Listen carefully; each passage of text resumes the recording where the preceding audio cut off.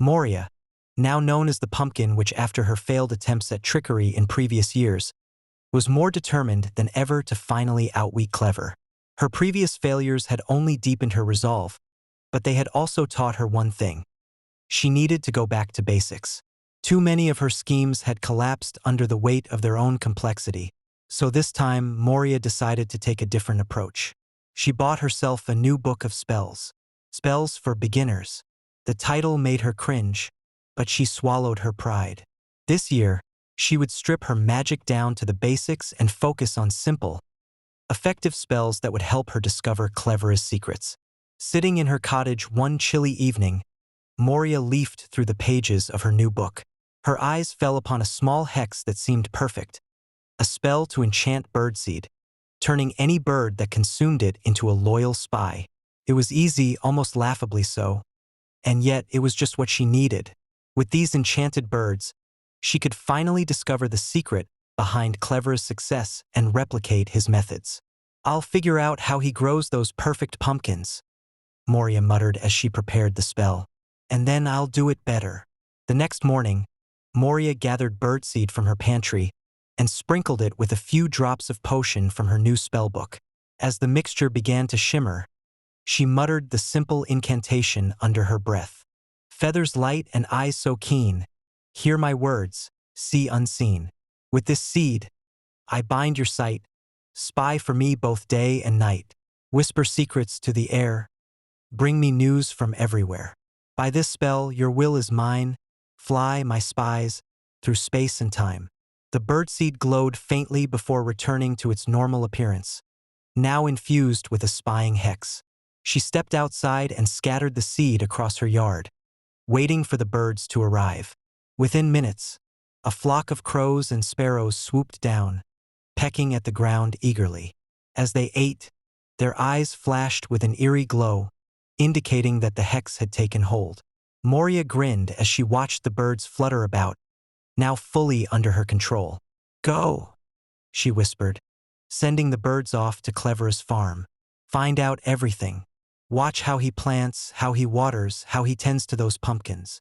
The birds scattered into the sky, flying off toward Clever's fields. Moria's heart raced with anticipation. Soon, she would know everything there was to know about his pumpkin growing process. And then, for once, she could match his success at the upcoming annual pumpkin contest. Days later, the birds returned, perching on Moria's windowsill with glowing eyes. They cawed, gronked, and chirped, relaying everything they had seen. Moria listened intently, absorbing the details of Clever's routine. The way he planted his seeds, the careful way he watered them, the special compost he used to enrich the soil. It all seemed so ordinary. "Is that it?" Moria muttered, her brow furrowed in confusion. "There has to be something else." The birds cawed again, indicating that they had seen everything, but there was nothing remarkable about Clever's methods. He wasn't using any secret potions or hidden spells. He wasn't even using any magic at all. Moria couldn't believe it. How could Clever be so successful without any magic? Frustrated but determined, Moria decided to copy Clever's process exactly. She followed every detail the birds had reported, down to the last step. She even used the same type of compost, hoping that by mimicking his methods, she could finally grow pumpkins as good as his. As the weeks passed, Moria watched her pumpkins grow. They were healthy, plump, and vibrant, just like Clever's. For the first time in years, Moria felt a surge of hope. Maybe this time she had finally figured it out. Maybe this time she would win. But what Moria didn't realize was that there was one ingredient she could not replicate: Clever's attitude. While she had copied his planting and growing techniques, Clever's success came from more than just the physical process. It came from his positive outlook, his care for his crops, and the genuine joy he took in growing them. Clever treated his pumpkins with patience and kindness, talking to them as they grew, tending to them with gentle claws. His optimism and love for the process infused the pumpkins with something special, something Moria's hexed birds couldn't detect. "I wonder if I need claws instead of hands?" she thought. "Oh well," she added. The day of the annual pumpkin contest arrived, and Moria stood proudly at her stall, her pumpkins displayed in neat rows. They were beautiful, large, and perfectly shaped. She had copied Clever's methods perfectly, at least, so she thought. Her confidence had returned, and she was certain that this year, the victory would finally be hers. Clever, as usual, had a vibrant display of pumpkins at his stall of green, orange, white, and everything in between. But this year, Moria's pumpkins looked just as good as his. For once, it seemed like they were evenly matched. The villagers admired both stalls, impressed by the quality of the pumpkins on display. Moria's heart raced with anticipation as the judging began. She had never come this close to winning, and the thought of finally defeating Clever filled her with excitement. But as the day wore on, something strange began to happen. Though Moria's pumpkins were beautiful on the outside, they lacked something vital. The villagers who bought them reported that they didn't taste as sweet or as rich as Clever's. They were perfect in appearance but hollow in spirit. The joy that usually accompanied the carving and decorating of Clever's pumpkins was missing from Moria's. The judges noticed it too.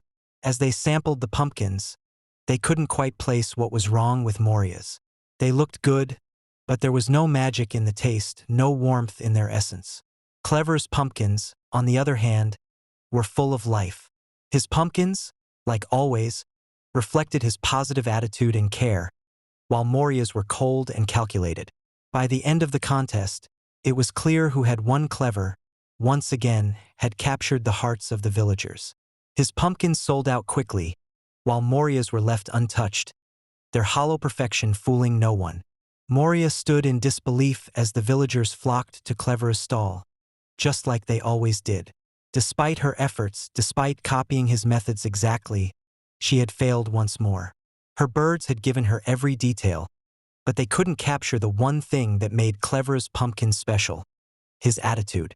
As the contest came to a close, Moria's frustration boiled over. She had tried everything: cheating, magic, even spying on Clever, and yet, it had all backfired. Her pumpkins were perfect on the outside but empty inside, just like her methods. Daniel Thorne, perched nearby, sighed as he watched the scene unfold. "You can't grow pumpkins with tricks, Moria," he said, flicking his tail. "Clever's got something you can't copy. Maybe next year you'll figure that out." "Shut up," Moria muttered through gritted teeth, her hands clenched into fists. As she packed up her unsold pumpkins and prepared to leave the market, Moria's mind churned with frustration and anger. Once again, Clever had won, and once again, Moria had failed. But deep down, she knew she couldn't give up. The villagers might have loved Clever now, but one day, she would find a way to defeat him. "Next year," she whispered under her breath, her eyes flashing with determination. "Next year, I'll find a way to win." But no matter how hard she tried, Moria couldn't replicate the one thing she lacked: Clever's heart. And as long as she relied on trickery and deceit, her chances of victory would continue to slip away. And on the coattails of finally getting her spell to work on the birds, new things were for sure on the way. Her ego was flared, and she knew that her spell for beginner's book was working so far, and she was going to keep using those basic spells to achieve a victory.